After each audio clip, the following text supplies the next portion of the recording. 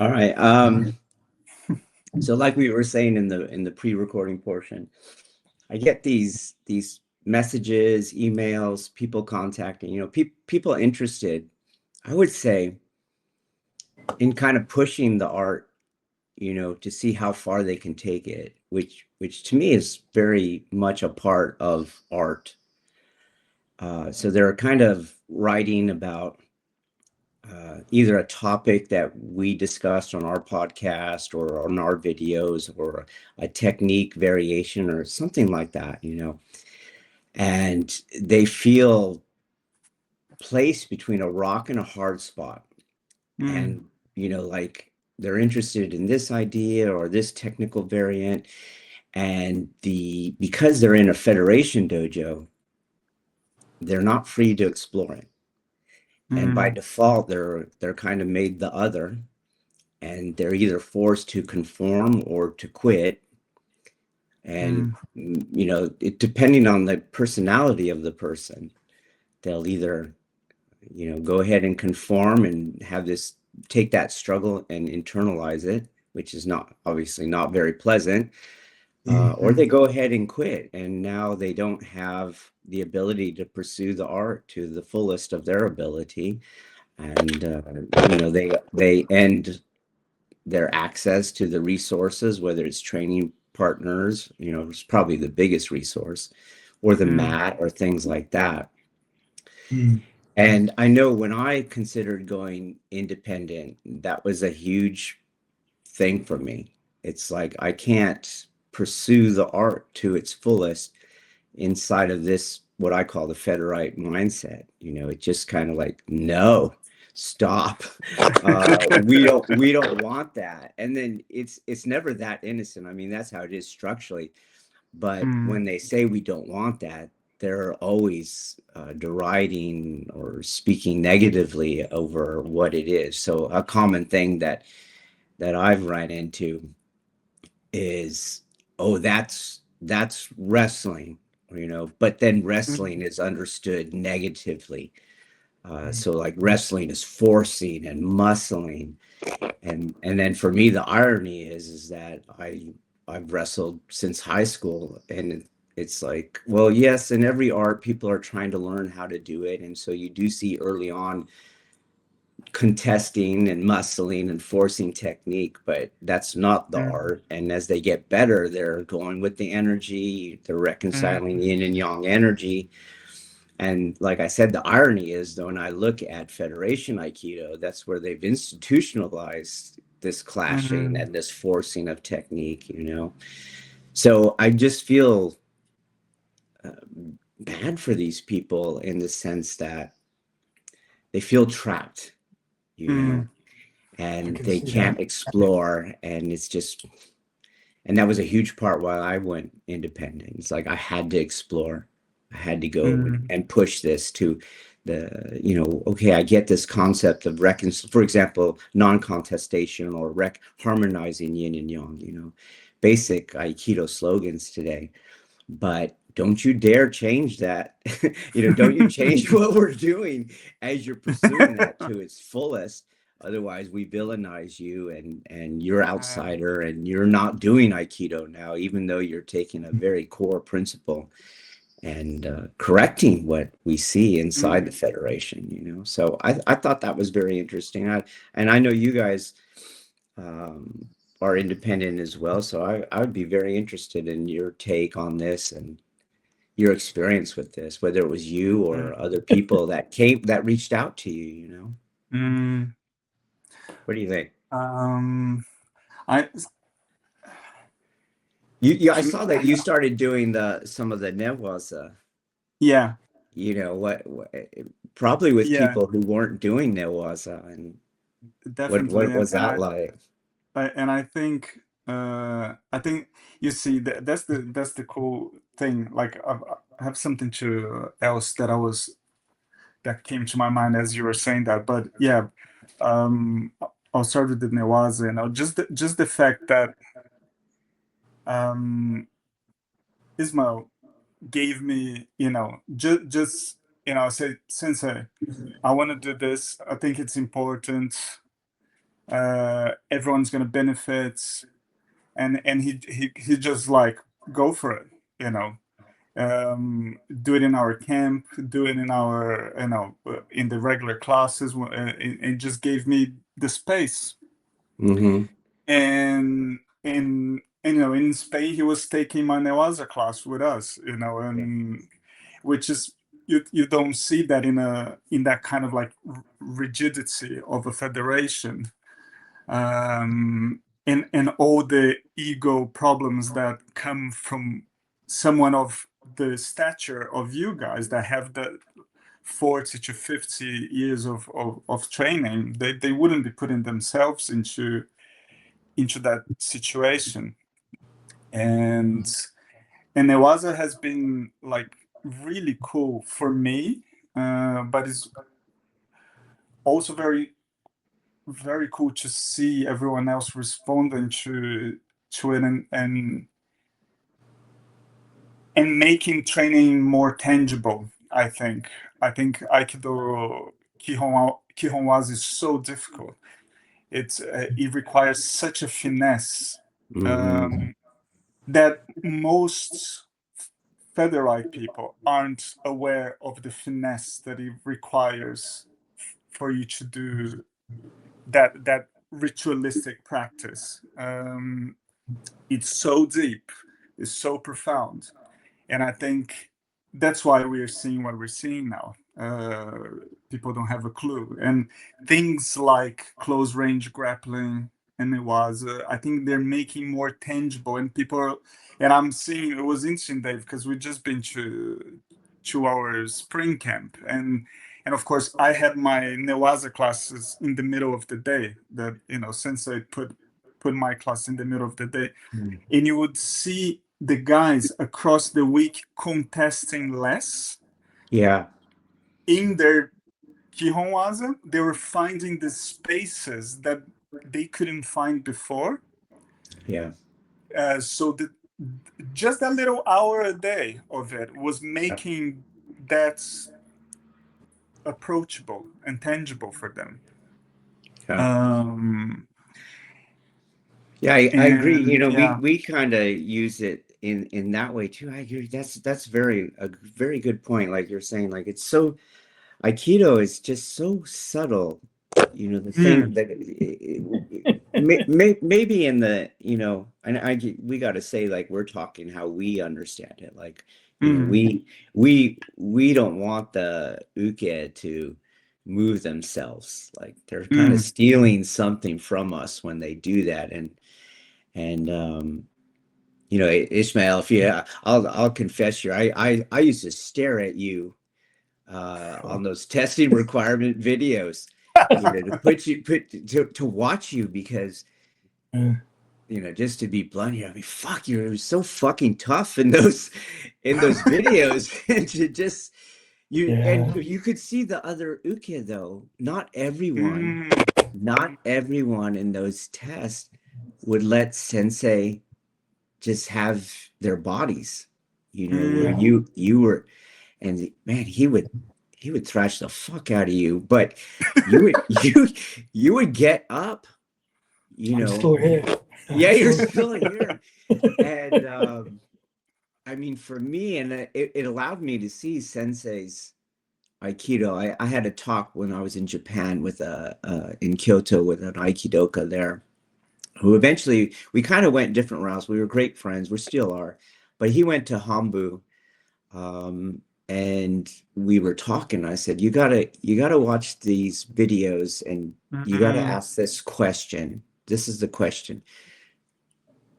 Notice how sensei has at a certain point, the uke is not in control of their body, and they're, whether you want to see that as off balance or what have you, there is a point, and Yurukemi brought this out to me, Ishmael. It's like there's a point where sensei is in complete control over that uke's body, and you're just not seeing that at Hambu, which back then, this was like 20 years ago.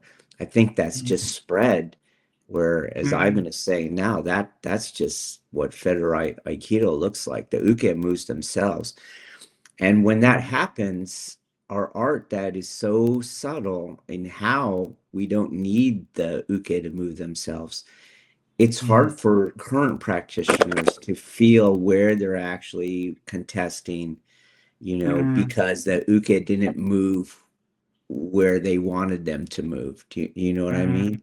And the newaza does do that. You get to, it makes the contestation gross enough for a practitioner to finally feel, can you feel you're not in control and you're trying to shove them where you're used to them moving, and there's none of that in the newaza. You either move the partner or you don't. You don't. Or you don't. Yeah. The thing is, when you consider, call it the golden era of the Japanese Shihans, probably to the man, they were second, third, probably fourth, fifth downs even in judo, or some sort of Japanese jiu-jitsu system. They already had. Some had the karate backgrounds. They probably had kendo backgrounds. So in that era, there's a mindset that already exists.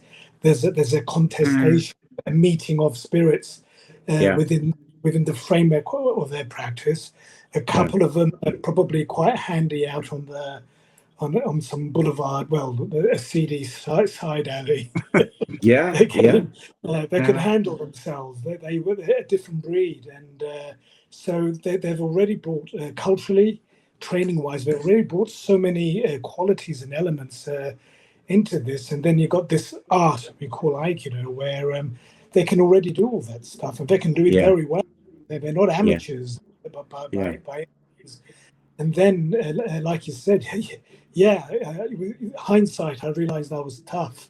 Didn't feel like it at the time. But the thing about that training is that there's also instinct. I suppose Ivan, we've spoken about this, and a couple of other people. What do you bring to the table? So if you don't have that background that these guys had, and back in the 50s, back in the 60s, even into the 70s, they bring these qualities. In this modern era, let's say the last 20-25 years, if you don't have that background, then what is it? And then how do we deal with that? Well, and what Ivan's doing, and I'm aware of your own heritage as well, your own background. These are really good things. I mean, from my perspective, judo seemed to think being the more natural route for me, because I used to love rumbling and wrestling when I was a teenager. The idea of headlocks and stuff seemed to come natural. Probably a lot of young lads go that way. But I found Aikido, and then forget it. The game changed. And then Chiba Sensei. Coming back to sort of this the modern context, you either got someone who, in their wiring, in their nature, if you want, bring a certain quality to the table, and that's material you can work with, and you can play and create these things that you're referring to. But what do you do with someone who doesn't have the kind of background that we're talking about? They don't have that era of growing, that post-war era in Europe, let alone Japan, growing up, bringing that element to it. And so you got the modern, more comfortable, more middle class, generally speaking, and maybe quite easily shocked, by certain approaches, not just physically, but then psychologically. It's the part of those videos of Chiba Sensei that people won't, they won't grasp. And if he was in the room today, I think there's the word controversy was used a lot. It's like they'll go off the chart. They'll probably analyze it in some psychoanalytical matter, and but it won't go anywhere. It doesn't work. Because you're dismissing the culture. You're dismissing the heritage, and you got to approach it with a broader view. And then it's not for everyone, and maybe you decide no, and that's fair enough. But if you do decide, then you better be ready for it's what did Mr. Noor, Juba Noor, piss and vinegar. Piss and vinegar. But this is the thing. That's where the beauty of it, the nuance, the art, lays. It doesn't come free. Yeah. I could see that. I knew that if I wanted that, you're going to hang in with this guy, and in that respect, he was remarkably generous and kind and willing to give it. Which give it to you, but there's a contradiction here, and I was thinking about this before we started. Uh-huh. Federate, as you said, but we have a paradox here, even an irony, if you want. Without Yeah. the federation, none of us would be here. Yeah. Yeah. So these Yeah. guys who went to Ueshiba Sensei, they put themselves through it. They learned what they learned, spread Yeah. all over the world, and did their thing. And sticking to my own background, it's all one way or another. It goes back to Chiba Sensei, Yeah. and he was part of the organization. Of course, he had a very unique leader in that organization, and some very profoundly trained quality people. Call it the golden era, you know, the post-war side. So it's federation, it's organization, institutional, and yet remarkably, all those guys, not just Chiba Sensei, all of them are very individual characters. It was later on, maybe the subsequent, and if not the subsequent generation, the one that jumps after them, that it's become very, very neutralized, if you want, very standardized, and really the fireworks has been taken out of it, and where that, like you said, it's not muscular. That's the big challenge for guys in particular. How do you overcome that and become something else? And yes, for a while that's what it is. But if you're in a situation where you're not even allowed to do that, how do you do that? And it's very, very difficult, you know. And the standardization, from my point of view, I've never understood it. It's art, and all art, not just martial art, is fundamentally personal and individual. And you hope to have a couple of people around you who sense some of that and want some of that. And your task is simple: is to help pass on whatever you can to whoever's willing to grasp some of it, and that's a lot of work. That's hard work. No time for politicking, no time for all the other stuff. You've got the business of it to keep your ship sailing, and you've got these guys you got to train, and you got to keep yourself reasonably in shape so you can deliver the goods. And and if you've got energy for anything else after that, well, you're a bigger man than I am.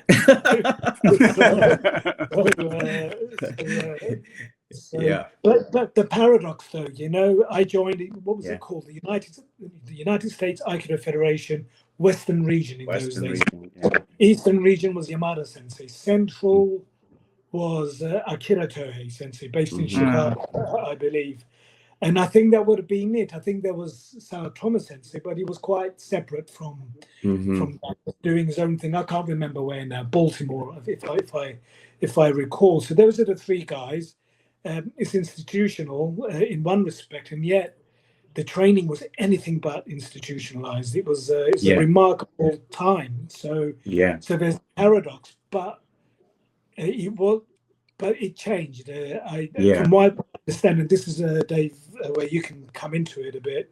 That very powerful individualized training that I got and several of my colleagues got, it changed. He seemed, maybe he was older, maybe he saw the writing was on the wall.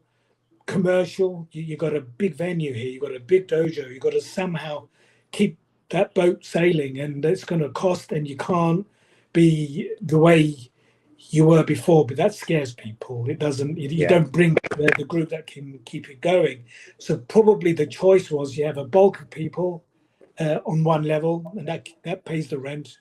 You got the teacher training program, the professionals, if you want, and they're the ones you dish out according to capacity, ability, and all that stuff. And probably got a bunch in the middle that can swing either way, that they may make great in joining that group, and maybe they drop down to that group. And that was my impression. But by then I'd said goodbye. I felt like there was no place for me. It's like if I pushed it the way, partly nature, partly I feel by right, I would have been stepping on his toes, and he would have been stepping on my toes, and neither of us happy. Yeah. And I think he knew that. He was well aware of that. And but the part that makes him have to keep everyone in place to toe the Yeah. line meant Yeah. that you would have been under stress, and you wouldn't have liked it, and he wouldn't have liked that, you wouldn't have liked it, and then then you got this dilemma. And so the institution and the art is now reached its limit, and it's clashing. So what do? You leave, which is what I did. It wasn't working. I knew that quite a while back. We're talking over 30 years ago now. Wow. And when did you arrive in the scene? How long after? Well, that's interesting, because I'll tell you this kind of humorous thing that came up, because you were that you were that generation of Kenshusei that we all watched on those testing requirement videos, and that's sort of all the reputation was from you guys. So let me walk you through a little timeline here, but address some of the things you said. It reminds me of the Confucian ideal. Like, you got to have this sage king. Like, you can have a government, but you need a kind of sage king at the start there. So if we just stick with this topic of the uke is moved by the nage, the uke is not choreographed to move themselves. Okay, so you mentioned that they had all these martial arts backgrounds before Aikido, and if you look at those traditions, the uke is moved. You mentioned judo. Like, I couldn't imagine judo thinking that the training partner is going to move themselves, right? You either move the uke, or the uke is not going anywhere, let alone the competitor across you in the judo match, And so it would be so strange to those men, those practitioners back then, that they weren't the ones moving the partner, and so he was, in that sense, like a sage king. He had a that kind of wisdom, so to speak, that kept the art and made it that golden era here. And we needed that federation to grow. We probably wouldn't even know about the art, like any number of Japanese lineages that we don't know the name, and maybe they've even disappeared. So to that point, but we had that sage king for a while. And I do notice that as the federation grew, even then the Western region grew, there was some changes, and it was actually people from your generation of Kenshusei. So I was in the Kenshusei program at that time, and Chiba Sensei was pretty much only really teaching the Kenshusei classes. And there was one, we had some guests from your generation come back, they're gonna visit again and come back. And one of them made a comment in the dressing room. I won't mention names, but they're like, "Who the fuck is this man? He's so friendly now. And he's so gentle." And the Dai Senpai at that time was all like, "Fuck you," like it was like challenging us, like we were being coddled compared to your generation, like that from their point of view, and then from our point of view, it's all like, we did see, I mean, we saw the broken bones, from fingers to legs in the time that I was there. Times where, you could have swore he was going to cut that Deshi's head off with his own sword if it wasn't for a Dai Senpai to kind of stop him and like bring him back down. I don't think he was going to do it, but it reached that intensity. You know what I mean? And so to hear a member of your generation come back and go like, "When did this all get so soft?" The Dai Senpai's all, "Hey, it's not like that." But obviously you can see that something was transitioning to some degree. Whatever, and you're probably right. I would agree. It's like this is the downside of the federation, is that you have all these external forces that don't really have to do with pursuing the art per se. So you have to have your rank, and then the rank has to be relative to other people's ranks, and you have to have the dojo, and you have to have a student body, and all that kind of gets in the way in you pursuing the art to its fullest, you know. And so you can't rough people up because they quit. And so here's the other side. I could already feel that.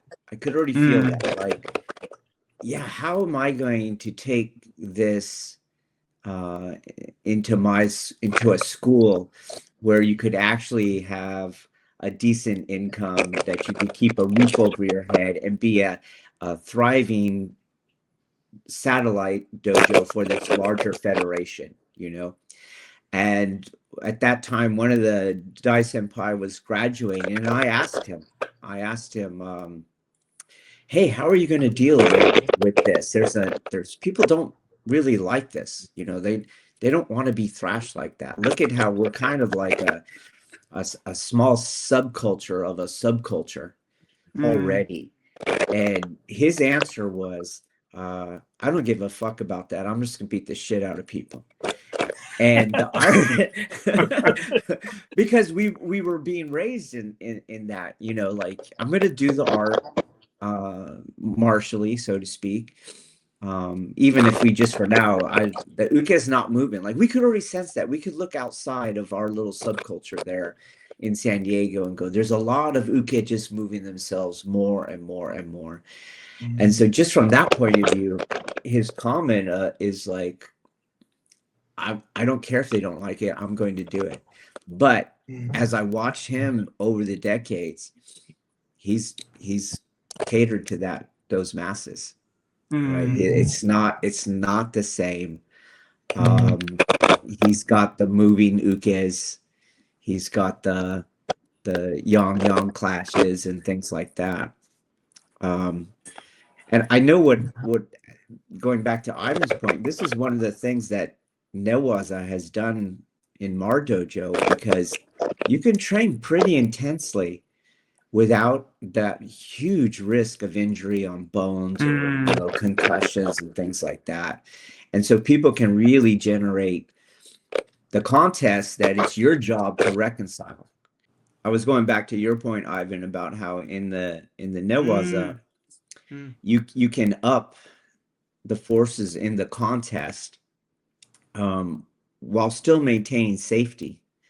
And so what we do is we're getting those people that are not ready to face the risk of injury for whatever reason, lifestyle, commitment levels that come with these joint locks and throws and things like that, where you're not expected to move yourself, right? And so we do the Newaza to up the forces in the contest that then can be reconciled and people can feel it.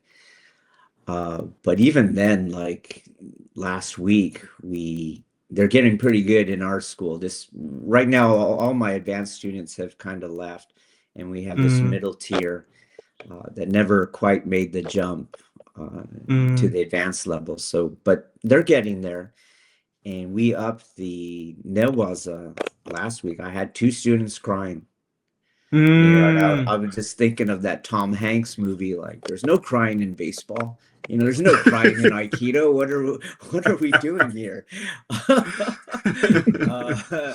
I just, like, you know, when we're at the academy I teach in law enforcement, and same thing, training's pretty intense, and the recruits will start crying, and you'll see the tears come out their face, and I'm like, you know, did your department issue you that tear? Get it off your body. You're out of policy.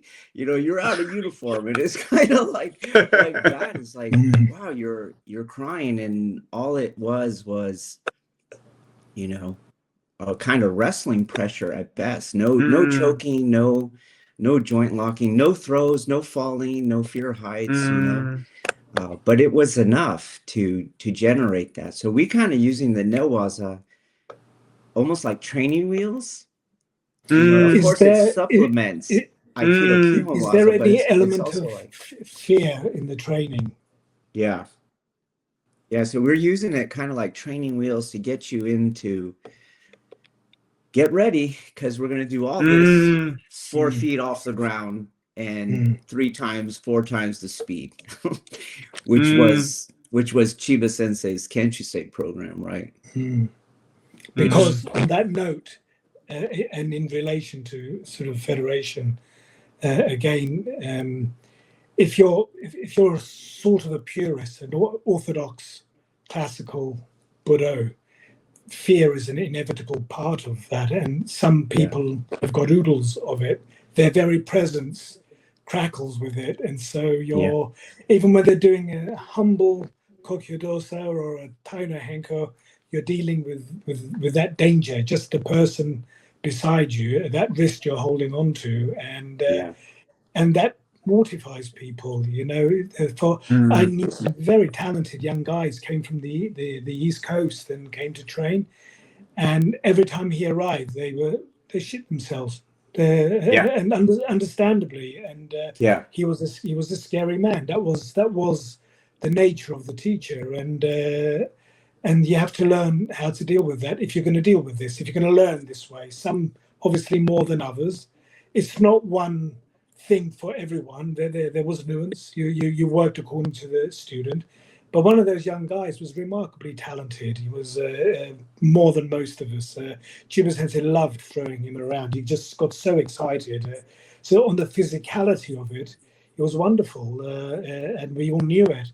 But the psychological part, arguably, is the bigger function here. If they're not equal, it's the bigger function, and so you take that away, and then you've got a sophisticated exercise, is what I would say. Which, does it have value? Absolutely, it does. It does have value. It's you in terms of your fitness, in terms of the way it impacts and it affects your body positively, without a shadow of a doubt. Is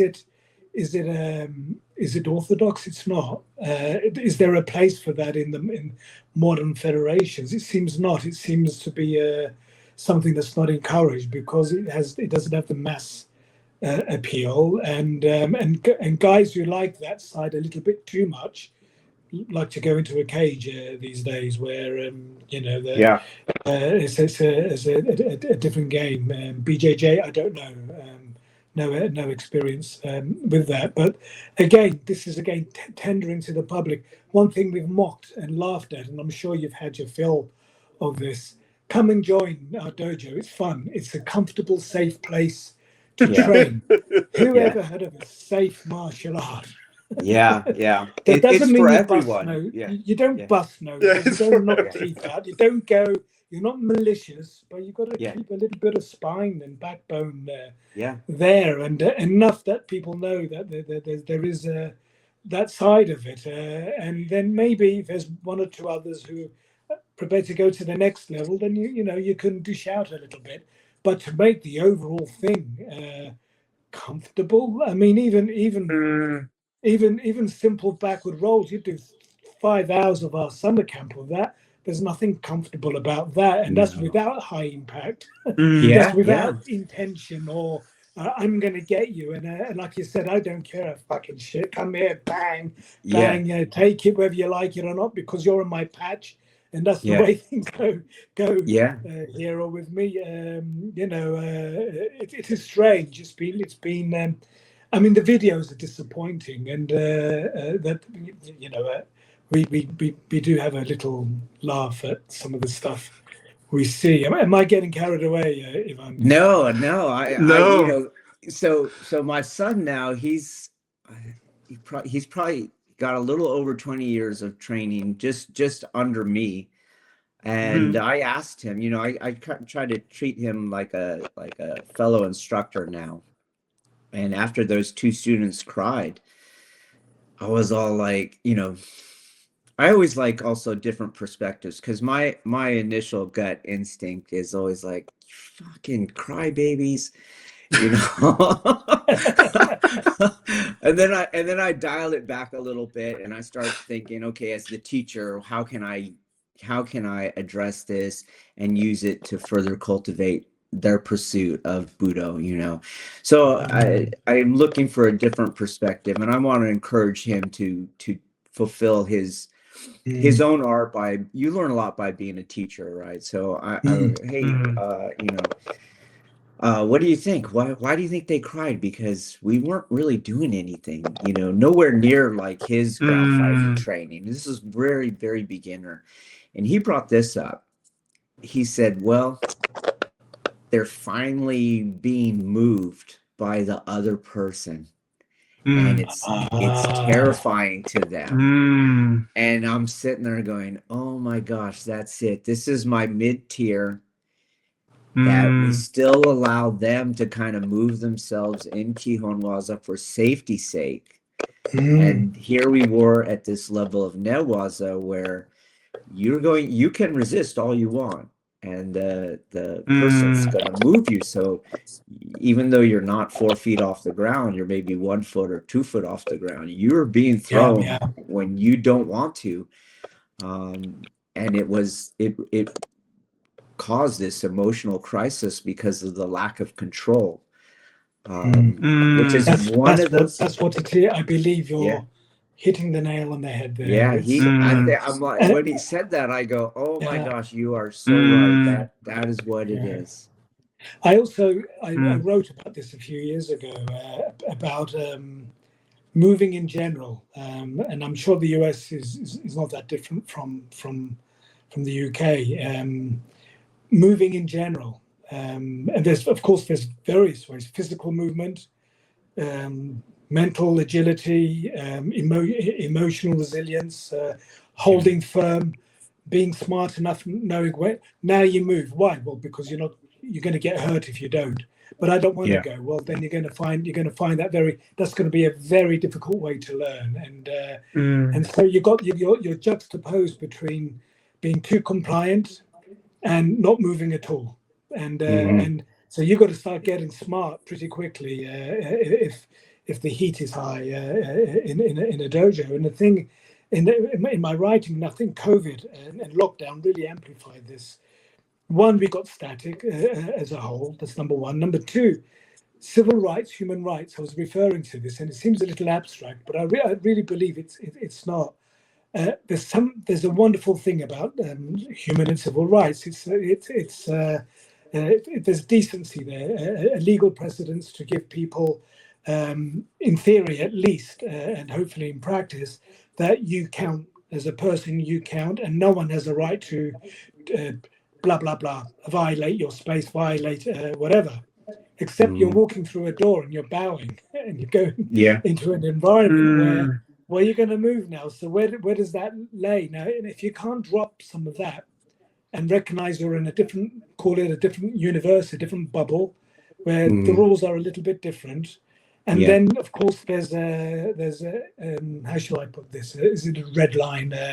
Maybe not that drastic, but some people, when they are moved and it comes as a shock, and hence getting emotional, is maybe on some level they feel like they've been violated, and how dare you, or they feel humiliated or embarrassed even, and you don't even have to go that far. The very act of falling becomes this huge thing, this embarrassing thing. Some people falling is a humiliation, and I'm not even talking about being thrown. Whereas for us, I know Ivan started very young. I started very young. I've only known how to fall in a way and get up from it and bounce back, which is where you draw this part of your resilience, and your power comes from this ability to take your knocks and get up. And then it becomes art form where it's more refined than that. With that knocking and falling and rolling around, something else charges up, comes through the floor, through your body, through your system, and hopefully tingles in your hands, and you've got something special going on there. But you've got to take a few knocks along the way and not be too upset by it. And how do you broach that? Because if you're always on this side of it, the discomfort, mental and physical, will block whatever that juice is that Aikido has to offer. That there's juice on this side, and and if you don't feel that juice running through your body, through your spirit, then you're just getting beaten up, and it's upsetting, and that's all it is. I'm not learning anything. I'm just being sort of abused in that sense. And the guys who make that leap either because for myself it resonated with me. It wasn't much of a thinking process. I could feel it, and I took it from there. Had the sense to recognize that. Others need to work it a little bit more to get there. Others see it, but it's probably too much like hard work to cross that line. Everyone's got their case, but the ones who want it, but they're scared of making that thing. This is the really that's the difficult one. And leap of faith, isn't it? There's a leap of faith you need, and throw metaphorically and physically, chuck yourself in and for goodness sake, give yourself a chance in this. YouTube doesn't help you, and none of it helps you. Somebody on a keyboard saying, "Does this work on the street?" and like which street, which country, which city, which I think the king here is yourself, Ivan. The favelas. I know you're from Sao Paulo, but the favelas. There are favelas in Sao Paulo. I wouldn't go there. No. Clint Eastwood, isn't it? A man must know his limitations as well. And these are. But it's interesting, all of that, isn't it? Because I remember when I was already training Aikido, and then I was like, Aikido strikes are shit. I was like a teenager. I was like, that's not a strike. Of course, I didn't, couldn't conceptualize. I was like, that's not a strike, because I had come from Chinese martial arts already. Kung Fu, so I could kick, I could punch, and I was like, this is not strike. But I had that intuitive feeling that I was like, what would fit Aikido's structure is boxing. And I was quite glad that recently you started saying that, David. That's like, Western boxing is king for the range we operate. That mid-range, that mid-range. And I kind of intuitively felt that. I was like, no, I need to go and do boxing and go on the ring. And then I just found, like, in my hometown, like, there were people dealing crack outside. That's the place, because that's the place you go for a boxing gym. There's it's. I was training with builders, athletes, and like really rough people. And my face was purple for quite a while. My mom wasn't happy. My girlfriend wasn't happy at the time. What can you do? And I didn't even think twice. Like, if you want to learn this thing, that's the place. I knew, because the guy was like Olympic athlete and all that kind of stuff. It's like, and you kind of throw yourself, and then I'm it's something that we chatted a few times already. I chatted with Ismail, Dave. It's like, I started noticing that certain reflexes that you think is normal when someone is going to punch you, and you think certain reflexes are normal, and you have that kind of,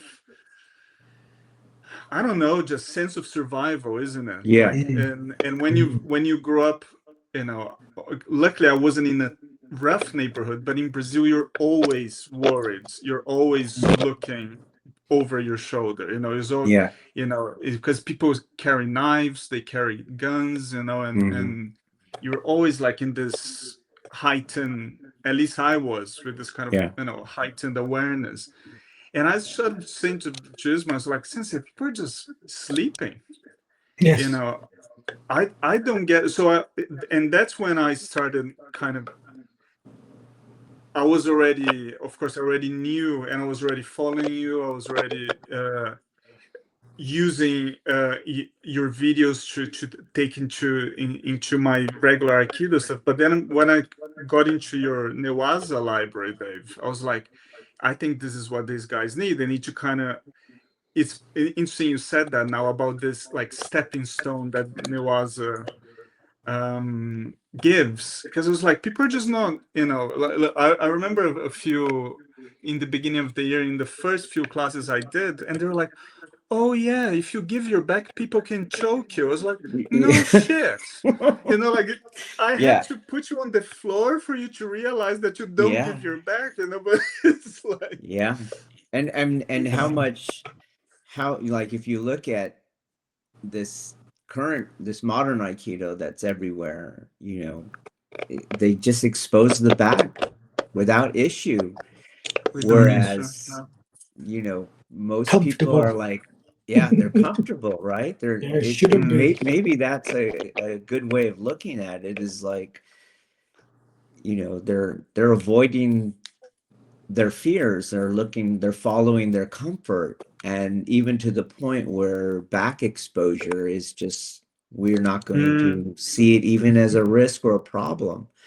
Whereas I know, you know, I grew up here in Southern California. There's nowhere near the streets of Brazil until you're in law enforcement, and then you go find those streets, and you just learn. But you know your back so well. You know the back exposure, like you're constantly, you can feel what's behind you. You're looking what's behind you. And one of the first things we tell the recruits is like, you're never going to sit in a restaurant ever again without facing the door. So you will always have your eyes to the door. You're never going to sit back except on the front third of the chair anymore, because you're always ready to stand up. But you could just see in this current culture in Aikido where they just don't have that sense of risk that came naturally when you were under the Sage King, and he's moving your body regardless of your will. You know what I mean? And you have to learn to face that and develop that resilience that you're talking about, Ismail, you know, through challenge, through trial. Yeah.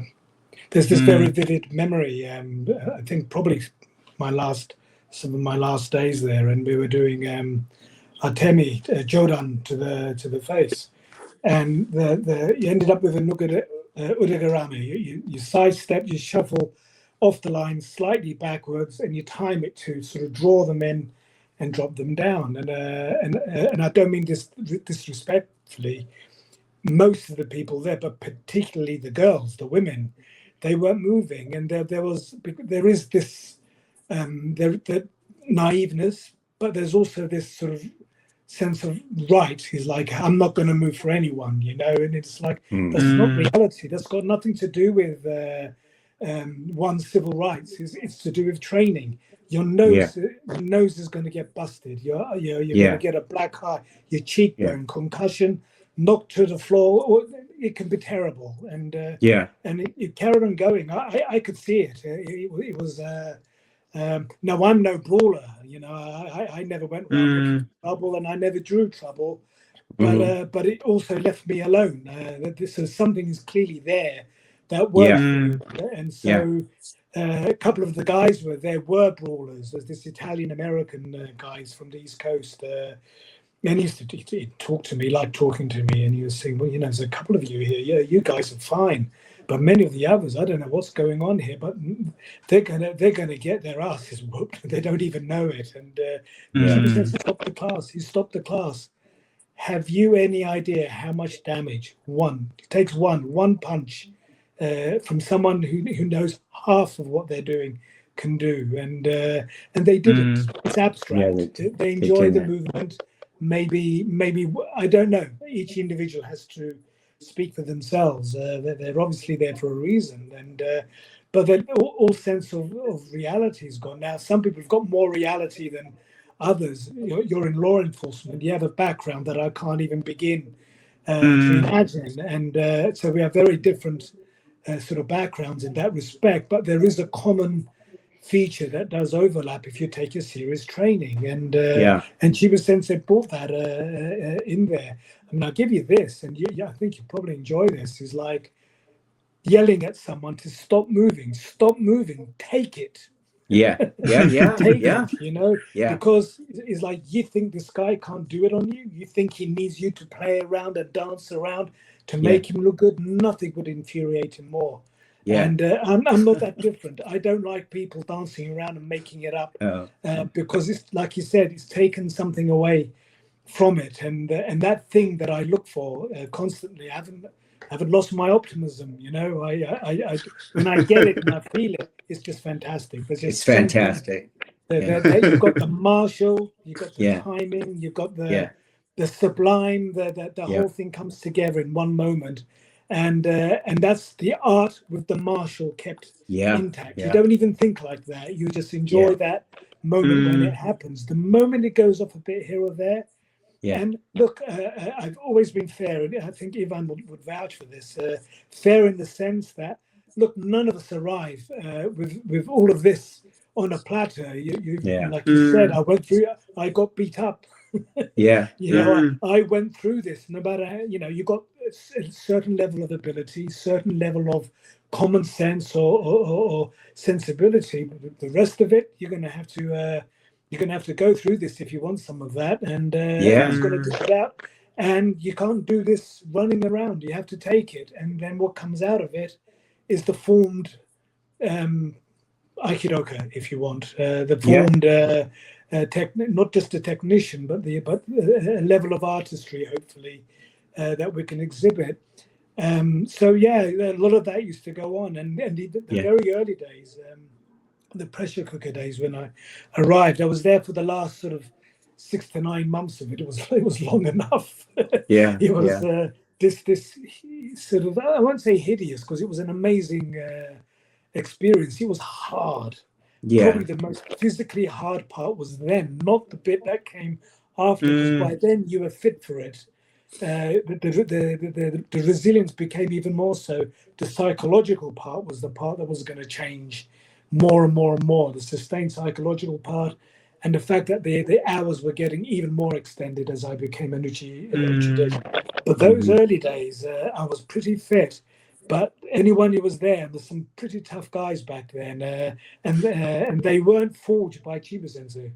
They weren't forged by Aikido life, where they came from, New York, Boston, a tough part of town, a tough life. And they that's what I mean by bringing that to the plate. I'm not going to run with those guys even if I wanted to, you know. They've already got steel in there, and I think that would but we all experience, no exception, is no two moves were ever done the same. So Stevie Boyle, now a friend of mine who trained very vigorously, he recognized something, and probably overlaps with your own experience, that he was at his peak as a martial artist, and then later he was better as the teacher. He wasn't as good as the teacher, probably relied on the student being more receptive to just the martial artist. And then towards my latter days, that was the transition of him becoming the better teacher. And the question, of course, is, what do you mean by better teacher? For whom? You know, for what level? Or is it the broader one? Is it accommodating all sorts? Because the crew changed. Before I left, there are many people there, and I'll say this. I'll take the chance here. They shouldn't have been there. They were in the wrong place. They probably shouldn't be martial arts, let alone Chiba Sensei's dojo. I didn't understand. They couldn't see enough. They couldn't sense enough of what was going, and Aikido is weird, as we all know. You know, for goodness sake, you know, all this. Wrestling makes sense. You know, the striking arts make sense, and I don't mean to diminish them. Their immediate appeal is that they do make some level of sense to the tangible, to a naive, to the uneducated. Aikido doesn't make any sense, and then someone watches it. It's so beautiful. I love the movement. It's so beautiful. And then Chiba Sensei would blow up. It says, beautiful. It's Buddha. Buddha is ugly. You know?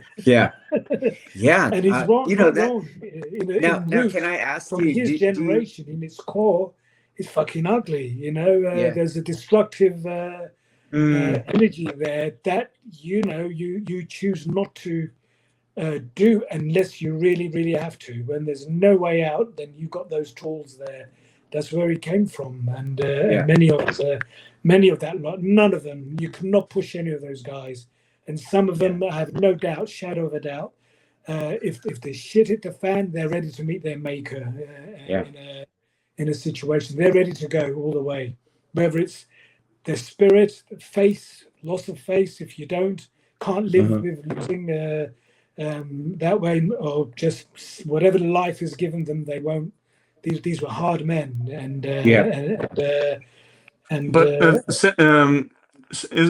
Sensei, what you're saying, this stuff is also making me, because we're talking about these different periods, and you guys were with Chiba Sensei in different eras of his life at different stages. And I remember because it's funny you say about the tape, Dave, because when my instructors back in Brazil went for a summer camp, a Yamada Sensei summer camp, because that was the group we were affiliated with, and they brought back the DVD set of Chiba Sensei and gave to me as a present for having looking after the dojo for the month they were away. I was like, what the fuck is this? Because and I was like, that's the Aikido I want to do. And when I saw that tape, I was like, shit, where was this all along? Because there was nothing like it. And I didn't know, how would I know that? And you saw those videos. However many years later, I would be with the man on the tape. Here we are. Yeah, here I am. Right. Yeah. What we don't say right the now. thing about it is the like, I'm going to get your autograph, Ismail, on my videotape. The thing But is, I had something very similar to that, because I didn't have I grew up kind of below the. There you go. Mine was VHS. I remember the booklet that cover. Yeah, they were trying to we grew up him in those days. I remember that. Yeah. But just to finish, Dave, before you go, please. I think is the one thing that strikes me, and also to connect. I think connects our work, and we have small dojos, really. The level of attention to the craft, to this art that needs to be given on an individual level cannot be done in the seminar formats that the masses were sold to believe. I'm improving because I'm watching this Shihan for 8 hours this weekend. And they just don't get it, the level of input, and I didn't get it until I got to Ismail. That who go deep into who you are to kind of peel it apart and help you flourish. And I think to me, listen to you guys talk about Chiba Sensei, I think that transition of him going from the pressure cooker, where you have that small units, is very different from big dojos, very different from the big stages, and then that pays, of course, that paid the bills, I guess, and gotta live in the real world. But Ivan, on that note, how many people have we bumped into who say, I know you did this training with Chiba Sensei, and you experienced the Shihans when they were still around, the Japanese Shihan, and so on. We travel around Europe when the Japanese teachers come over to do their seminars in Berlin, in Cologne, in Paris, in London, in Madrid, etc. So we go there. So that's how we try to get it. So somewhere these guys are thinking that to see in a seminar anything from 70, 80 people to 300 or 400 just in January is absurd. You can't even, you can't throw, you can't move. you can't do it wrong, let alone trying to do it right. Yeah. Scenario, and you think you're getting the same level of attention and learning as you would on essentially a private dojo for all of the institution, the federation, we say, the pressure cooker and the University Avenue, and for the Kenshusei Uchideshi, it was a private dojo. The attention you got from Chiba Sensei was extraordinary, and the good, the bad, and the ugly. And what I mean by that is, there are times like, oh shit, I hope he just leaves me alone today. You know, Oh yeah. Whereas the others who've fallen in love with the seminar stuff, they want the attention. They want the attention. That's because you haven't. Yeah, you're taking the rose without the thorns. Is the charismatic master who shines, and he's still, the physical powers are still there where he can still deliver enough, and you're enjoying that side of it. You've got the high, but when you're there on a daily basis, you get all the ups and downs. And someone said to me, the ship's you're in the high seas, you're on a boat. Oh, I don't feel like sailing today, but you've got to force gale wind. You've got no choice. You signed a dot, you went on, you've got to sail, like it or not. And that's exactly what it is. Now, not everyone needs to go that far, but you've got to have some sense of that. So there's that part of it. The other part of it was someone was asking me about our weapons. I like the Chiba Sensei weapon system, which makes me laugh because there's two sides to that. Is like, well, first of all, you can't do Chiba Sensei's weapons system. There's only one man in the world who can do that, and he's gone now. That's Chiba Sensei himself. If you tell me, I don't know if they mean it that way, so maybe I'm harsh. I don't think I am. I think that's what they think it is, because they're thinking of physical, technical only. They have no sense of what's behind it. And the only way you can get that is you got to find someone who's got some sense of that. Hence why we get a little depressed with these videos. Yes, the shape looks the same, you know, wow, you know. I learned from Beethoven, you know, is the way I would put it. I learned from Wagner. And what is that? You know, wow, come here, whack. You know, you're within inches of your life, millimeters of your life. You feel it. It was like a fight. You feel the power and the danger, and it's like, this guy can fuck you up in a blink of an eye. And he's got the power and the will, and that's to his credit. You know, that's not people. The modern thinking again was critical of that. Chiba Sensei, the controversy. That's the martial artist, you know. Go and revel in it and do what you can with it. It was amazing, and there's a downside to it as well. Let's not pretend here. But coming back to the weapons part, how on earth are you going to learn that in a seminar? Go find you, me. Don't come. I don't. Like, well, but you know, you got to be open to it. It's interesting you say this about the weapons, because the last seminar we went to, Dave, was should I say the name? Doesn't matter. We went to a seminar because Ismail had given a task to say, look, take the newbies just so they get out of here a bit, see what's out there, because they kind of grew up already in this environment that is, you know, is all they know. Is, you know, it's an independent dojo. The training is it is what it is. It's tough. We were pushing people, and they're not aware of the larger picture. So like, take them to this seminar up north. So we're like, okay, let's go. And it was the last one I went to. And we're kind of, and it's a Japanese Shihan, right? And we're doing weapons, and I'm practicing with this guy from Latin America as well, who was Yamada's student, in fact. And I'm, you know, we're doing the weapons stuff, probably some kind of Joe Basics kind of combo there that he's working out for the group. And and I'm giving him tips. It's like, look, because he wasn't very good, never trained that much with weapons anyway. And so I'm giving him tips. And to his credits, he was implementing them and was seeing the results. And he was just like, wow, you should be the one actually teaching this. And I Yes.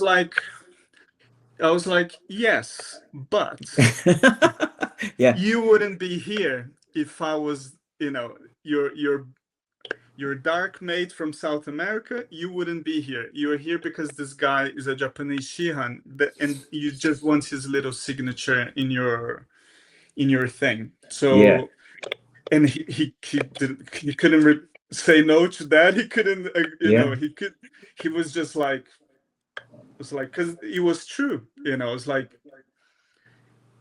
What is he that called? really wanted it. Positive discrimination, isn't it? It's Yeah. someone's Yeah. Japanese. That the assumption Yeah. is, He has the whole gotta go there Oriental because he's fetish. Yeah. Japanese. Yeah. Yeah. You know that I'll tie this together, but like you, Yvonne, I had seen Aikido early on. I was saying how I grew up under the poverty line here, even though it was Southern California. It wasn't the best parts of Southern California. And I came to the martial arts, having already done wrestling, boxing, the little youth street fighting gang club, clubs, kind of thing. So I was very interested in O Sensei's kind of spiritual angle of the art. And so I went to go see Aikido, and I was all, no way. Because all I saw around me was already indicative of this choreographed, hedonism, stay in your comfort zone. And I was like, no, I'm going into something else. But eventually I did come across Chiba Sensei's stuff, and I was like, yes, this is where it is. And that's what, I was going, I gotta get under this man. And the funny part, and this kind of echoes some of the stuff you're saying, Ismail, that the Dojo Cho at the school that I was at, he was all like, they're just going to kill you and break your legs and all. And I'm like, yes, that's why I'm going there. That's why I'm going. And but while I was there, you had to go. I didn't know all the politics. I didn't know all the stuff that goes with, the fact that this is the head dojo of the Western region of the Aikikai of the United States, right? And so seminars came, and you had to go to the seminars. You had to, Kensei had to go. But in my head, I was all, fuck, now we're not training. Now we got to go there and just kind of like be diplomats almost. Whereas I'd rather just have the weekend back at the dojo with Sensei and shake and fear, and because the seminars felt like time away, time off from the actual training. Where did you start? So that's the other thing. So we were in San Diego, and I know there was another school in San Diego before. We were in the one that was the bank, used to be the bank. You know more of that history. I wasn't even into that history. It was where's that man? Pacific Beach? I'm not even sure. That was in Iwama school, but I was so engrossed. I mean, I was up to here. Yeah. Nothing else existed, Yeah. I knew there was the Pacific Ocean. Yeah. I knew there was McDonald's and Taco Bell. For me, it was just Chiba Sensei, just that man. That man was what I was interested in. But before that, did you start in San Diego, or did you start in? No, so I started up with some of his, again, I don't want to mention names, but one of his Shidoin instructors had opened a school in Santa Barbara. And so that's where I started. And then eventually, I'm trying to climb the ranks to get to him. And then eventually I went to Seri Sensei, in Ventura. So that's even an hour south of me. And so I would travel there every day to And go there's train. San Luis Obispo. I remember. He was in Ventura, California, Ah, Nobu Useri. And I then, remember when I was in Albuquerque, I had invited him over to teach. I really liked him. There's just yeah, something. I thought he was a very special guy. yeah, very Actually, nice guy, very insightful too. And then so from there I went over to San Diego, and then now I'm in that thing where, wait, I got to go to seminars, yeah, we are doing so well here. yeah, that's right. It's a different.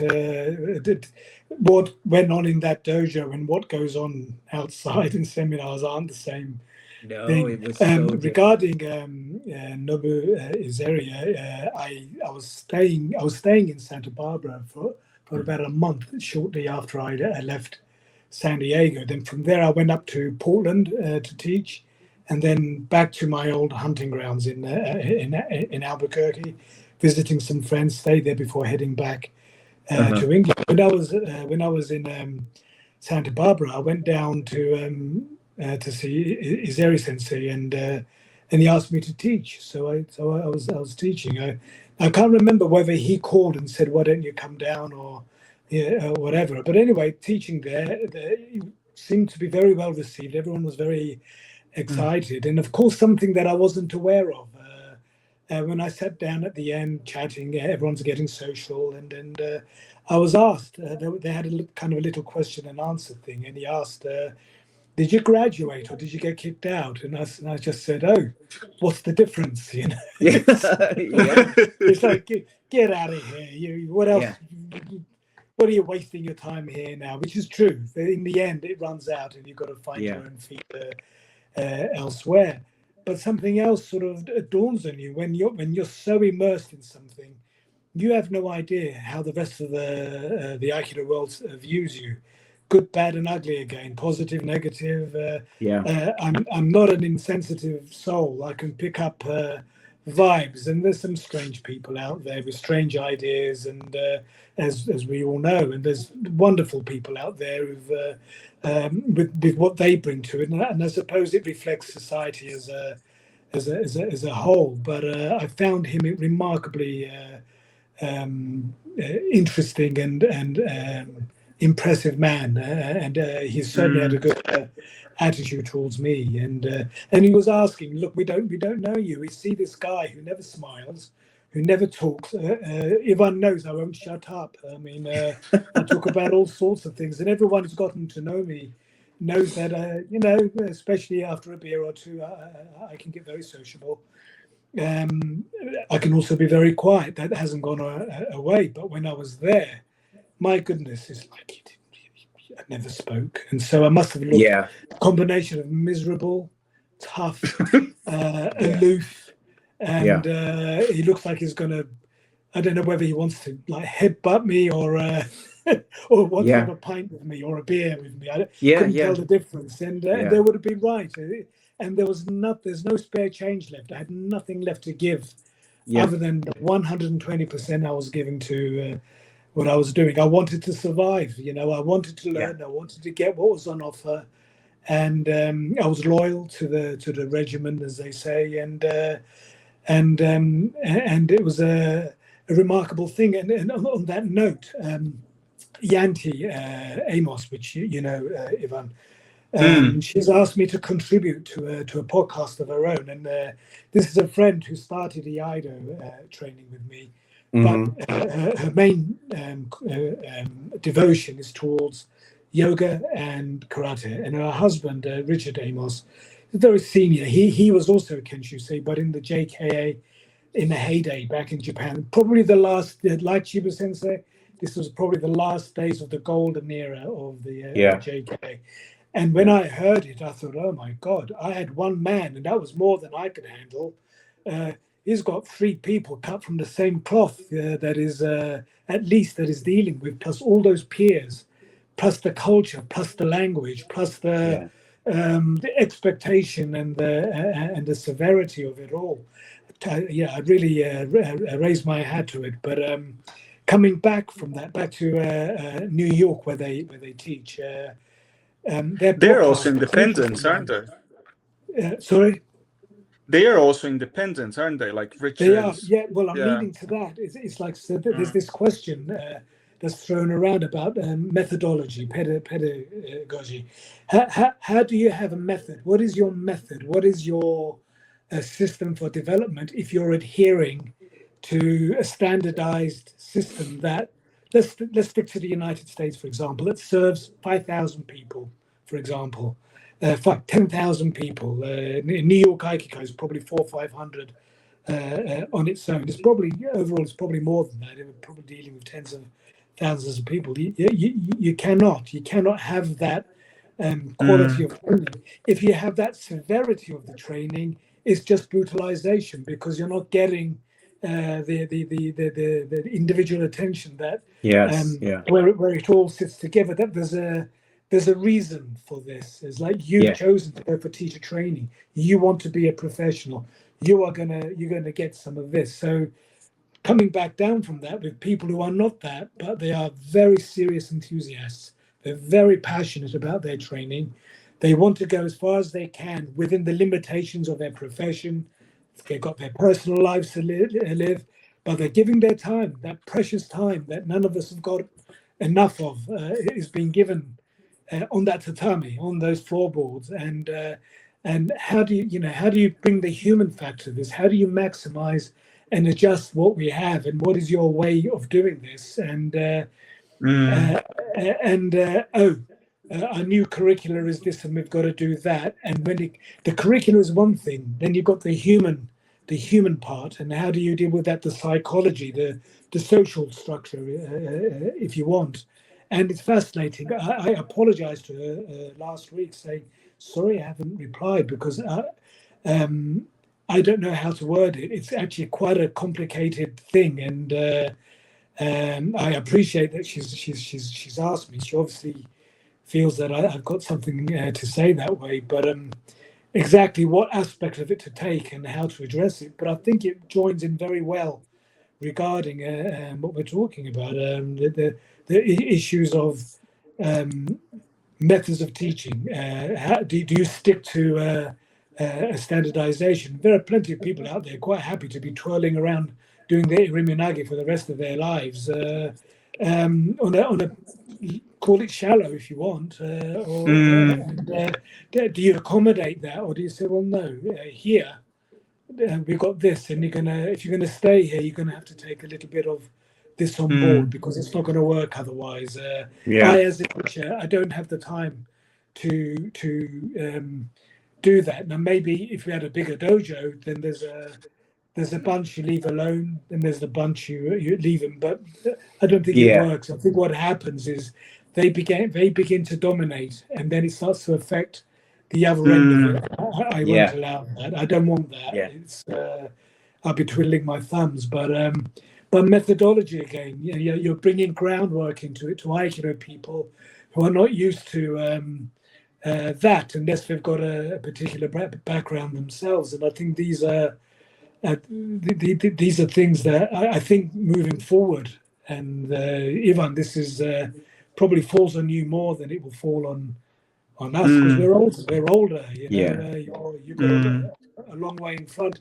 My days aren't over yet. Still a way to go, but it feels like it's over. The way my back is at the moment, I've got to be careful. So I'm very measured to fix that and carry on. But sometimes it does. But well, that's interesting, because Kathy is. She's gonna, in her own way, she's gonna have to find that. I think she's well on the way, and there's Fran, there's the younger guys, and but they're still very junior, very, very, very naive. That's why I like David. I like people to go off to what they call the mainstream, go off to the organizational, see what's going on, see that not everything. You're not going to get looked after in the same way. You're going to find people that have very strange ideas. And strange ideas in the sense that once they find out where you train, that's where the strangeness comes out. Rather than Yeah. what grade are you? What are you? Yeah. The next thing is there. And then what does mean? The judgment. Yeah. Yeah. And that's what we have. Yeah, that's very interesting. If you know what I'm hearing so far, and I couldn't agree more. I think we had, Sensei was he was that Sage King, and we got that juice. You called it the juice. We got that juice from that environment, and we kind of stuck with that juice, just like your karate friends there, right? They had to go independent to do it, because what we see on the other side, on the Federation side or the Federite side, is like, instead of pursuing excellence in the art, or pursuing the art to its potential, its full potential, they're going to be about, let's just increase the numbers of practitioners, and then instead of pursuing skill, we'll pursue a full seminar passport. Let's get those seminars, checked off, and then you choose the curriculum over, what is the methodology I have to adopt to help my student get that juice. And the people that I mentioned that are contacting me, they're kind of seeing through it. They're kind of seeing through it. Like we were, for whatever reason, we were like, no, we're going to follow, and maybe it's all that history, your personal history and my personal history, Ivan's personal history, where we're like, no, we're interested in the juice. We're going to pursue that. We're going to pursue the gold. What's the true value here? And the two come together, don't they? Yeah. So the curricula is a guide rather than the be and end all. It's where they're just making, that's the goal, and so people that are starting to see through it a little, and I think more and more are today than maybe the last 20 years, they're starting to see through it. Ivan will know. I mean, some of the students have got some of the girls, it happens to be the women, and you watch them, and technically they're not polished. They miss a lot, partly the personalities, but in the scheme of things, they're pretty good actually. When you broaden and look elsewhere, but the spirit they've got, you can't buy that. You can't buy that. You can't teach that. You can't give them that. All we can do is provoke it a little bit, and it's like, oh, yes, it's there. And now the skill, the method of channeling that into this curricula and bringing something about. And what I've always enjoyed teaching is when you approach that and you do something like that provocation, digging in that bit deeper. You don't actually know, the student themselves don't actually know what's going to come out. You don't actually teach for all your years of experience. You don't know what's going to come out, and then boom, wow. This is when this work is worth it. When you see that coming out. I didn't see that coming, or maybe yet the teeniest glimpse of it, and now it's come up, and then of course you're cursing again. It's like, for fuck's sake, why have you forgotten it already? What were you doing that day? Think about it. I'm sorry. Yeah, the deshi one of the deshi I mentioned that was crying the other day. I was editing the video of the class, and my attention is kind of split between all the deshis, so I wasn't really focusing on her performance. But when I was editing the video and I was watching her, I mean, massive improvement. Massive, like sweet counters and reversals and non-contesting and finding the yin space. I mean, it was amazing, really, and it was a surprise. It's a surprise. It just clicks like that. But let me ask you guys this, because here's something that I found. When you're in the Federation, and I don't know, maybe it's just me, but when you're in the Federation, you're kind of convinced, like, you have to be. Like, such that if I were to quit, how would I get deshi? Yes, yes, yes, I'm yes, going to yes. lose money. It kind of convinces you of that, but it's all like a fiction, because the average student doesn't even know there's an Aikido No, federation. they They have don't. no Yeah, idea. yeah, yeah. But you're so convinced that you're going to lose out so much by Mm, leaving that institution, and it kind of mm, keeps you in place. But mm. I just found it not to be true. I've No. never had a deshi who goes, I've never had a prospective student who came to the dojo and says, are you Aikikai or Iwama? Are you Yeah, United yeah, Schools of Ueshu? But they don't even know that stuff. yeah. So Um, true. I think that's and getting less and less important yeah, as time goes by. Well, how yeah, about this? December 24th, Christmas Eve, I think, 1990. I'm Uchideshi. I'm living in the dojo, and I've been given my fourth dan at the beginning of my deshi period, not at the end of my deshi yeah, period. It's the last grade I ever got.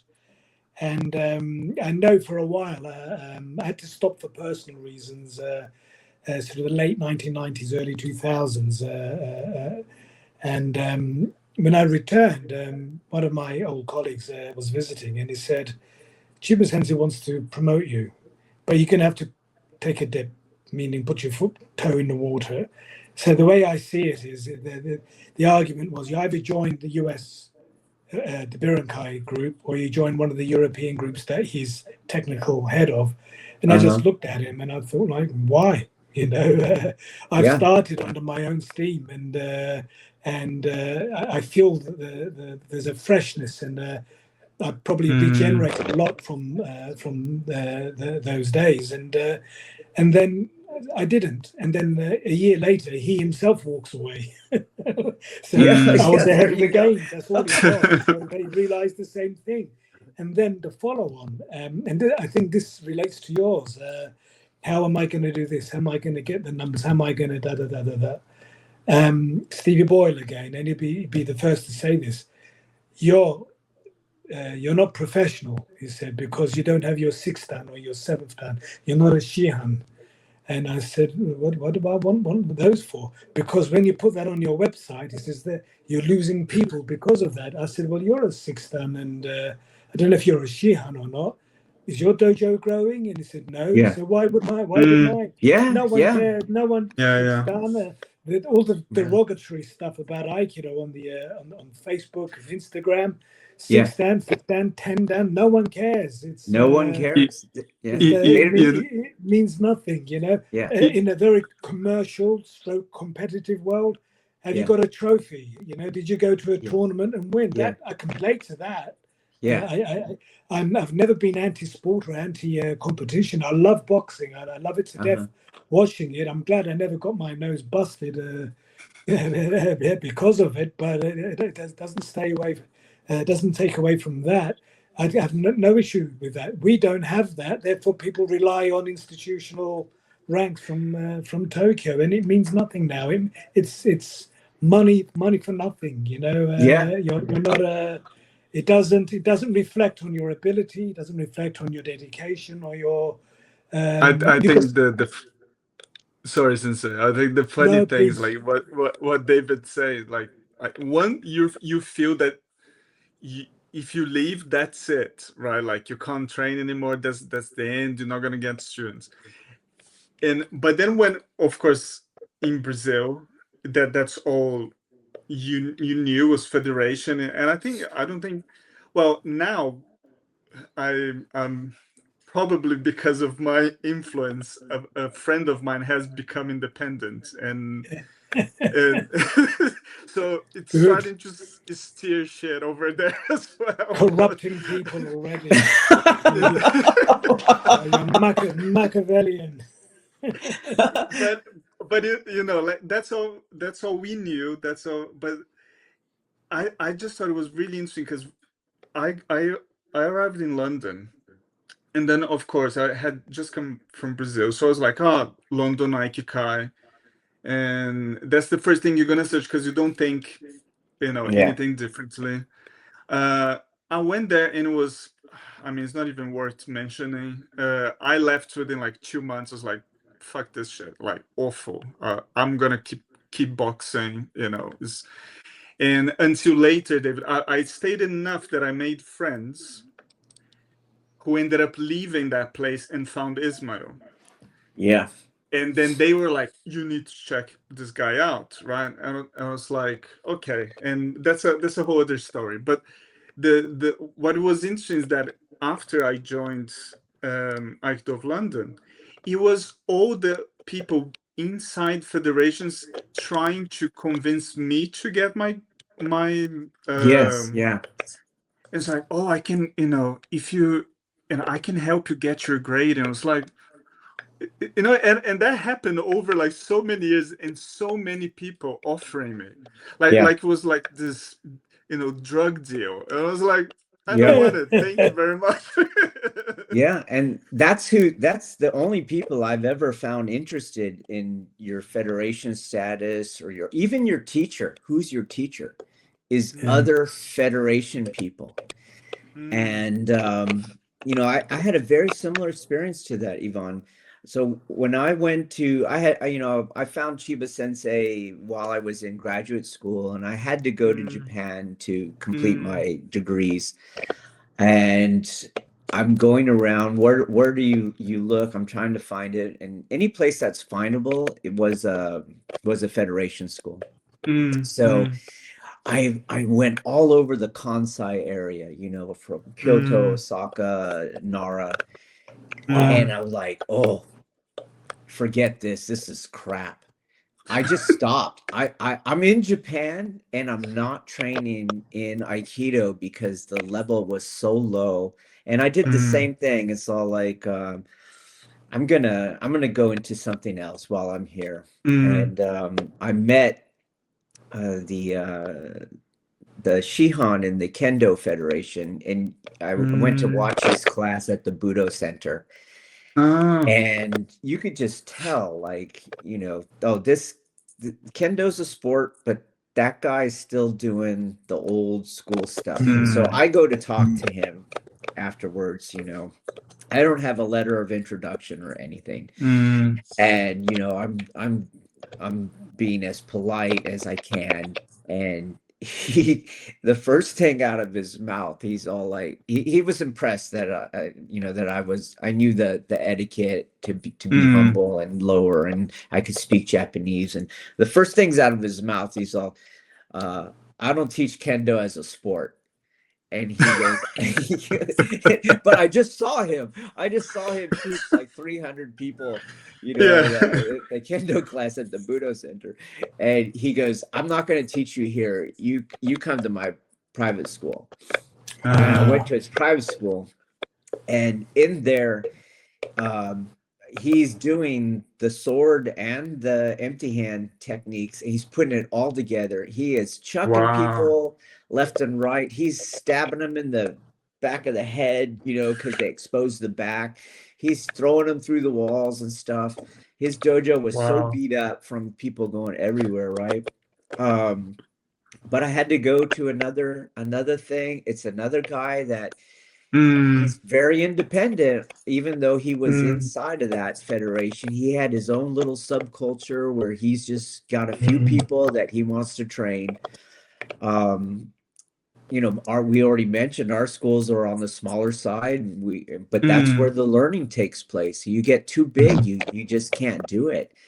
And when I come back to these people that are writing me, I kind of go like, you gotta realize all you really need is one or two people that are very interested in what you're interested in, and not buy all the stuff the Federation is telling you, that you need a whole bunch of people on the mat. You don't want that. And you need direct contact with somebody that can get you there, not a passport book filled with seminar stamps or a rank or a title. You don't need any of that, And if you give me a moment, I can show you my please. book. I don't think I've even got a photograph in. I never even got the damn book. I've got, I think, second-hand is the highest. I've been to 2 seminars in my life, and I don't have a photograph in it. That's how interested I was. And, Yeah, and but try to tell the try to tell fourth gun people is that. rolled up somewhere, gathering dust Yeah, up how there. funny. It's like, How funny. and the Idaho Sundown, which was the last physical grading I ever took. Your Uchideshi is like gradings. My ass every day was a grading. Every day Yes, was exactly. Yeah. that Every day was a intensity. It's test. like a grading's demeaning to me. Yeah. And I do understand. I think you're right. Someone asked me. He said this before Chiba Sensei passed away. Probably the last couple of times he visited London. And don't you want to go to his classes? I mean, doesn't he inspire you? I said, do you know how many classes I did with him? Do you know Yeah. how much chemi I took from him? Do you know how much heat in the kitchen, conversations, just dealing with the man, which was even harder than the training? And I said, number one, number two, I'll do well if I can digest. I've digested a lot already, but what will become my Aikido, which is not his Aikido, and he can't be his Aikido. It has to be mine, and whatever that is, and whatever its limitations, and whatever its shortcomings, and whatever its positives, will be derived from the effort that I continue to put in from those days. And that's going to take me the rest of my life. And meanwhile, I'll be teaching. Like you said, if I can get a couple of people, a few people, I'm doing more than most, is the way I see it. Gathering more information, taking more knowledge from him is like, forget it. It's like, I've got more than I'm probably going to be able to, we're, as human beings, we are quite remarkable. We absorb so much through the body, through the skin. Back to Stevie's thing, into the skin, into the bones, even. And when you've got that, what stays, and what drops away, it's not even conscious. It's like it's like, and today I can turn around, I can look quite proudly and think, how the fuck did he do that? Because I'm not bad at that. I'm really not bad at that, even if I say so myself. But by Joe, I don't know how he was able to do that. And there's a recent edit I've been doing as I'm writing, realizing that for him to do that, you also have got to be on the game. You got to turn up, and you got to be on form. Only to realize that, holy shit, he was on form. This naive assumption that the great master is always on it. No, the great master is, if you push the button, he'll go to that, because it's always just under the skin. Yeah. But I got so used to it, I could see the off days, and my goodness, he had his off days, like any normal human being would. But a professional of that caliber, is his off day is better than most people's best days. So that's what you're dealing with, and you have to recognize that. But back to those moments, is like, how the fuck did he do this? I still don't know, and maybe he didn't know either. What he knew was he knew what he felt. It's like how part physical, part mental, part juice, spirit. In other words, it just that moment just comes together more than at other times, and then you're walking in, and not just myself, there'll be others as well. You just happen to be on it that day, and credit to the man. He knew when you walked in, he's on it. He'd spot it. Back to the sage thing again. He knew you were on. He was. That's how alert. That's how sharp and aware he was. And for him, that was probably, I can play the way I really want to play, because there's something here to do that transcends these chats we have, because they don't really ever describe these kind of moments. It's things that we experience and feel, and I don't know. And Ivan, do this one. I still don't know how he used to do it. It's like I remember the last correction with Joe, and he was telling me some guys, they can do this, and he was describing the outcome of how you do it. And I realized I couldn't. I got really close, and sometimes maybe I could deliver it, but I never quite got there. And I wondered, did I lack the ability? Did I lack the capacity to do that? And in the end, it took time. Back to why you don't want to get any more, because you want to discern your own where you're at. And where I was at was, you weren't going in that direction. That wasn't you, and it wasn't where you wanted to be. What you were was you had enough in the tank. You had more than enough to work on, and so I've taken that and I've run away with it, because if you hadn't and you stayed and you foolishly tried to keep copying that man, he probably would have been scratching his head. Why are you doing this? You're never gonna. This is mine. I'm giving you the principle. What you got to do is grab the principle and run with it and come out with your own Well, ideas. So credit to Sensei for that, because even with this federated thing, this organization, his allegiance to the Ueshiba family, all of it fully understandable from a traditional point of view, and yet within that, he had the time and the energy to work with some people and bring about a very different thing than the overall thing. And like I said, I think a lot of those people that arrived later, they shouldn't have been there. They weren't good for him, you know. I've seen people holding, and actually I saw a guy who I liked as a human being, as a person. I really liked. I think he was from Brooklyn, that old New York, the pre 80s. Sort of the French Connection era, the Godfather sort of 70s era, as a vibe that I really adored. And he turned up and he was facing Chiba Sensei, and I think I'd been away for about 1.5 to 2 years. I was only visiting. The poor fellow was holding the bokken upside down. His arms were shaking. Chiba Sensei was looking at him, laughing like Father Christmas. Ho, ho, ho, ho, ho. Oh, he's upside down. Oh, they go, oh, you know, turns it around. I think, I just arrived. I missed the previous class, waiting for the next one. I'm watching this, and all I can think of is that there's a dissonance here, that these two people really should not be in the same room, and without being disrespectful to either side. Obviously, the fella had been allowed in, but it was more than that. He got it wrong. He was overwhelmed. When fear becomes terror, that becomes oppression. And Chiba Sensei was not trying to oppress him. He was just himself, you know. And it was crushing for the fellow. I really felt sorry for him, and I also felt sorry for Chiba Sensei, because he probably yearned all these decades. He probably yearned for a caliber of dedication that probably was similar to what he had, and hence the paradox, the maverickness of this man who operated within infrastructure, within institution that he came from, and yet he stood out like a nail out of that table. He was not. His Aikido was not institutionalized Aikido. His Budo was not. His baby was of his making, and yet, you know, there's these two tensions that he must have driven him mad. I mean, I have no doubt about it, that he was juggling two things that I don't think probably was not possible, but it thought probably very traditional. We get a bit romantic about this. What was his words? Nobility in failure. It's like, probably somewhere can't be done.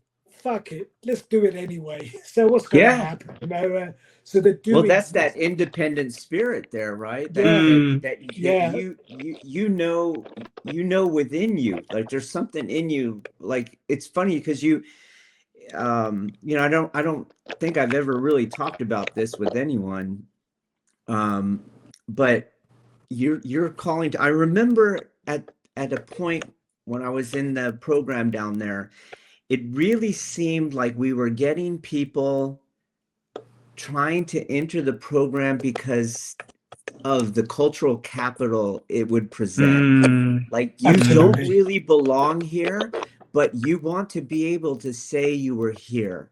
You did. And boy, was that like just a mismatch for like you said with him and those people. You're like I would be sitting there going, why are you here? What are you crazy? You know, and I remember just an example, like, you know, we were expected to kind of kill each other, whether it happened or not. No one told us to, but we trained very hard with each other. And man, this person's over there, I don't know how many times in the class having to undo their hakama, retie it again. You could tell they're just trying to rest and let the hours go by, you know? And it's like, why are you here? What did you expect to get here? But you can see they're here for the cultural capital to be able to say that. But Iseri Sensei said exactly what you just said, because all that's going on, and you know, I had my own the larger Aikido Federation mentality is developing more and more. His Aikido, even that Kenjutsu program's becoming something different than it was for when you were there. You know, all that's going on. I knew what I wanted to do, and I took advantage of the fact that no one really knew what was what at that time, and in particular. So I asked him if I could start my own school. I wasn't even close to Shido-en or even, I think I was EQ at that time, because I wanted those few people where I could keep working on things, you know. And he granted permission for that, as long as Iseri Sensei, who was an hour south of us, was kind of still with me. And Iseri Sensei would come up to my classes, and he could see that, oh, I'm bringing in all this stuff to understand Aikido more fully, right?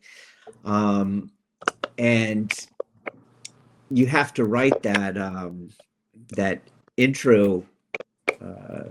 I don't know if you had to write this, but to get into the program, you had to write like an intro essay or something like that. No. Okay, so you had to write this, and again, my reasons for coming to martial arts were spiritual reasons, and then I was doing religious studies at doctorate levels, and so I'm writing this essay, and you submit it, and then he calls me back, you know, at a certain time. Like weeks had gone by after I got permission to enter the program, and I'm in there, and he calls me back there, and you know, he says it was weird, because even in there, I had something not quite that program. It was just like with him, and so he's like, you're going to help me put the spiritual side of my art onto paper for people. And, you know, yes, Sensei, right? What are you going to say? But it was like, you know, you start to feel like, okay, I'm getting it inside myself. It's in me.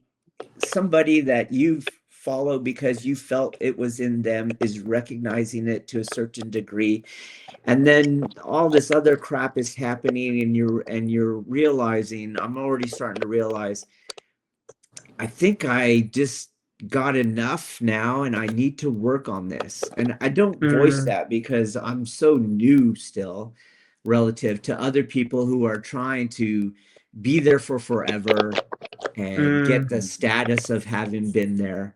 And at a certain point,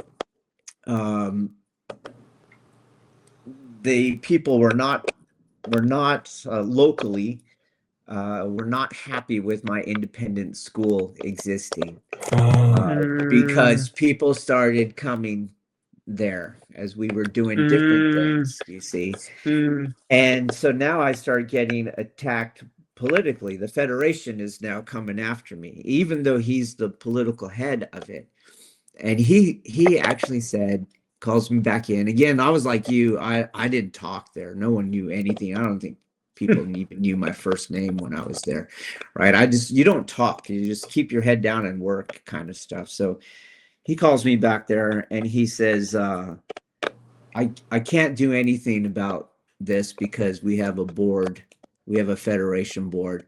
He's all, but you are my student, you will be my student no matter what, right? And I'm all, okay. Then it comes down, like, you can't have your school anymore. The board comes down, you can't have your school anymore.